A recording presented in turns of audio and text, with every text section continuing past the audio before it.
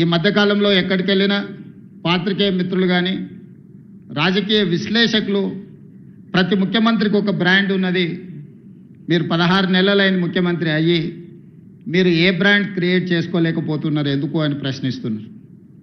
నేను చాలా సందర్భాలలో నవ్వి వదిలేసిన, ఎందుకంటే ప్రశ్న అడిగేవాళ్ళు నేను ఏ బ్రాండ్ కోసం ప్రయత్నం చేస్తున్నో వాళ్ళు అవగాహన చేసుకునే పరిస్థితుల్లో లేరు అని.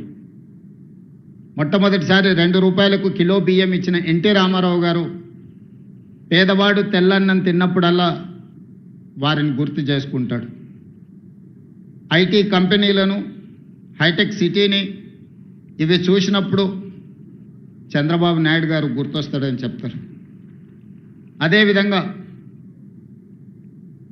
జలయజ్ఞం వ్యవసాయాన్ని ప్రాధాన్యతగా తీసుకొని ఉచిత కరెంటు నుంచి సాగునీటి ప్రాజెక్టుల వరకు రైతుల సమస్యలను చర్చించినప్పుడు రైతు బాంధవుడుగా డాక్టర్ వైఎస్ రాజశేఖర రెడ్డి గారు గుర్తొస్తారు.